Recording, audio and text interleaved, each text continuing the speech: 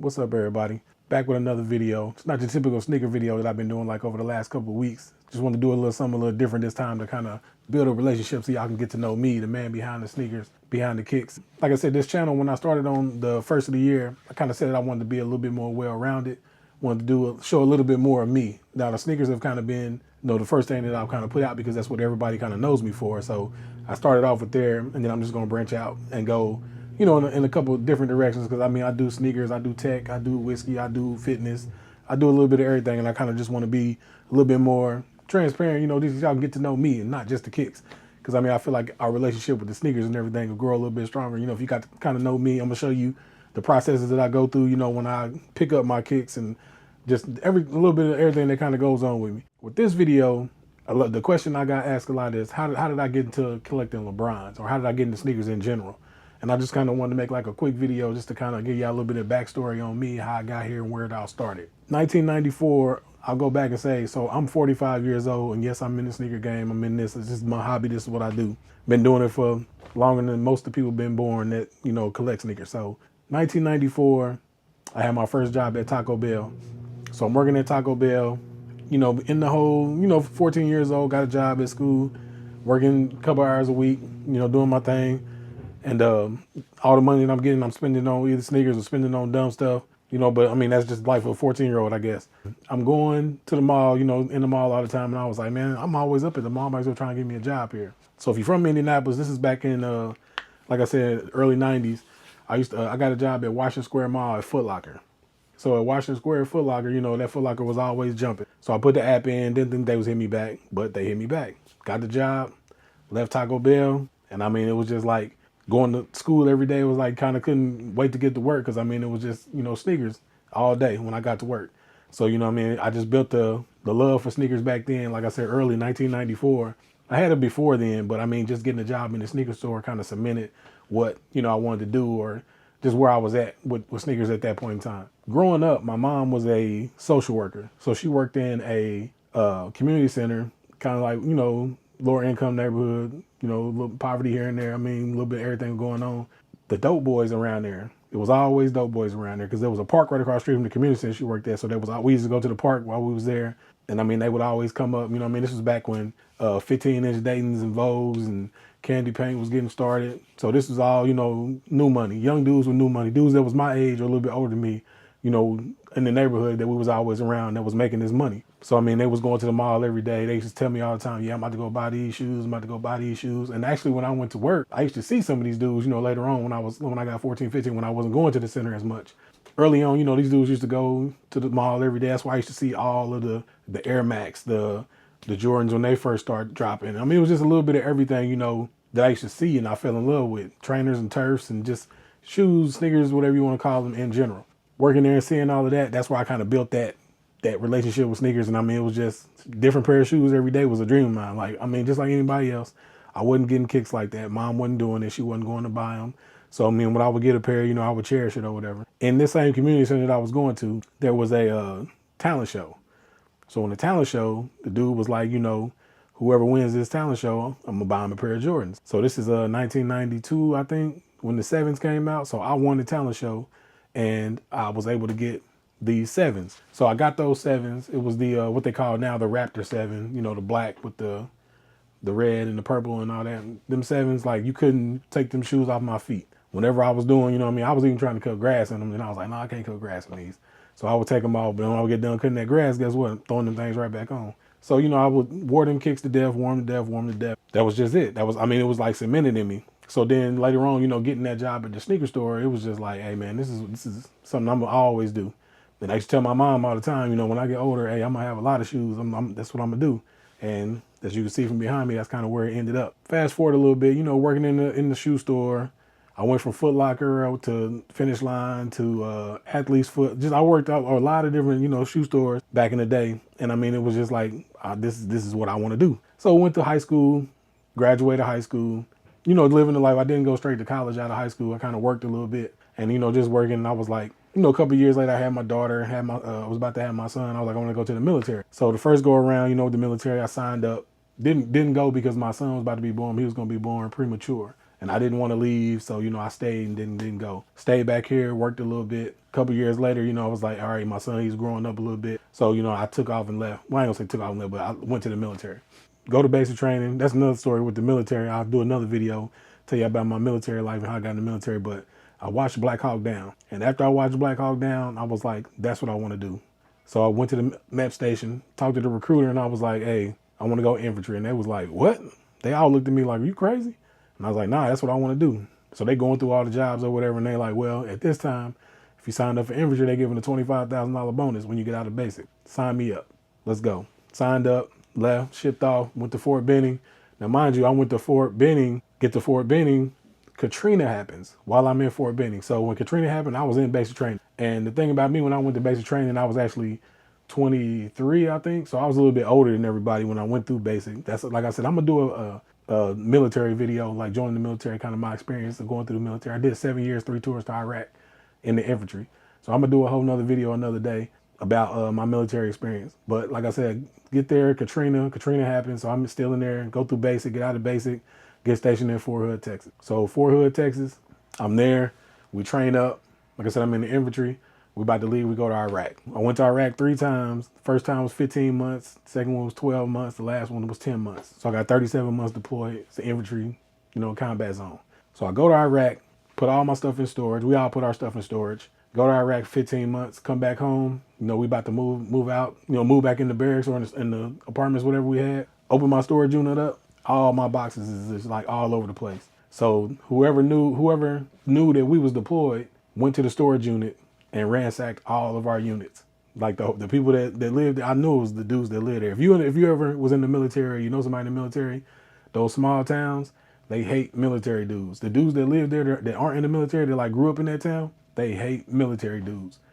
You know what I mean? So I get there, like I had maybe, like I said, I was started at the shoe store. I'm working, all through high school, my few little adult years that I was at home, buying kicks, buying Jordans. I was a big Jordan guy. As much as I am into LeBrons now, I was just as big into Jordan. So I had maybe like 120, 130 pair of Jordans. Gone. Stole every single one of them. They even had some Air Forces in there, like everything. They stole everything. Left me some clothes, and my other little stuff that was in there. So it was a point where I was like, do I really want to start over? Or, what I mean? What am I going to do? Am I even going to stay in the shoes like I am? Like I said, this was 2006, maybe 2007. I just jumped into bronze. I think the 7 around that time. No, it wasn't that. It wasn't even then. It was something before that. I'm jumping too far ahead.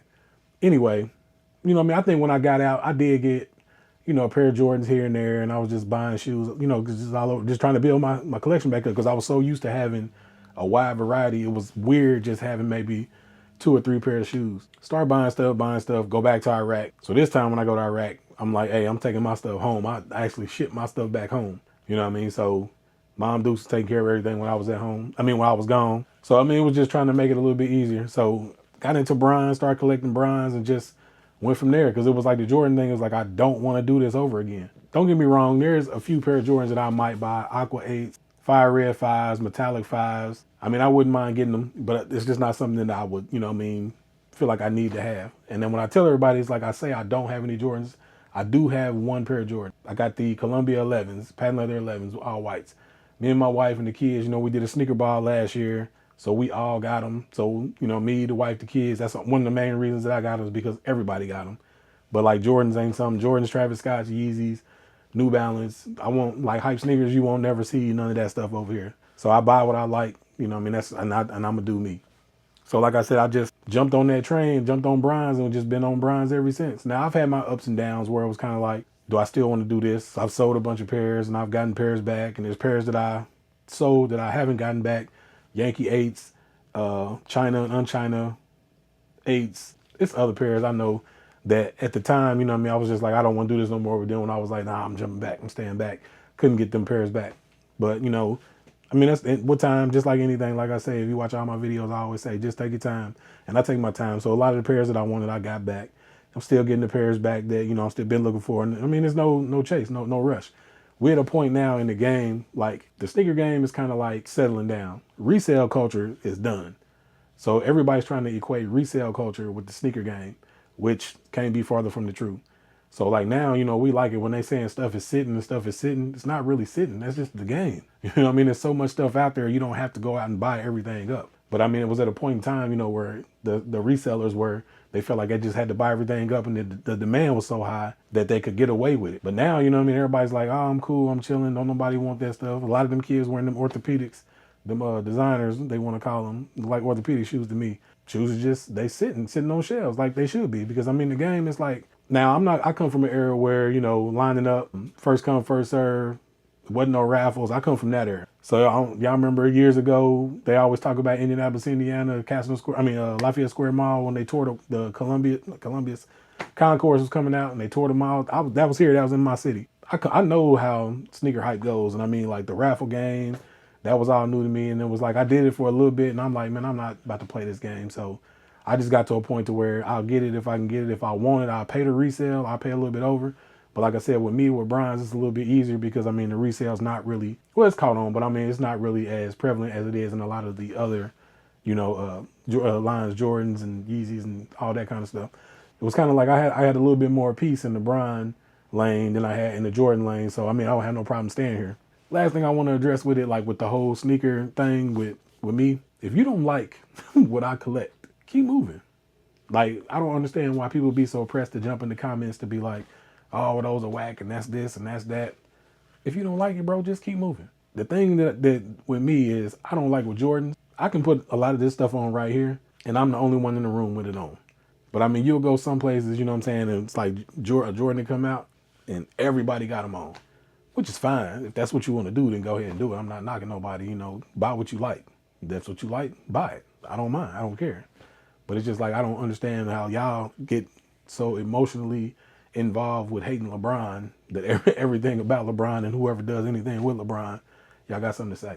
But I mean, I guess that's just a part of it. That's what it is what it is. It's funny to me, but just being a collector, I'm gonna buy what I like. I'm not gonna buy what you tell me is cool, what you think is cool. Soiree, like I said, I've been in this thing since I'm about to turn 46 in March, and I've been in the sneaker game since I would say for real in the sneaker game since I was 14 years old. So you do the math. I'm here. I ain't going nowhere. I'm always gonna collect. But like I said, with this video, people ask me kind of how did I get in the game? What's my story, to get into Bronze? And that's basically it. It was all my Jordans got stolen when I went to Iraq. So I didn't want to go and have to buy everything again or get everything again. So I just jumped in a different lane. I mean, Bron always did his thing. It was something. So, I didn't have no problem. So I jumped on. I met maybe, if you look here, so the Brons wrap here, they go all the way around. And they come here, and I got some, maybe you can see a few down here on the floor. That's only like 3 high. And then over here to the right of me, I got, I think they 3, 4 rows deep, 13 high.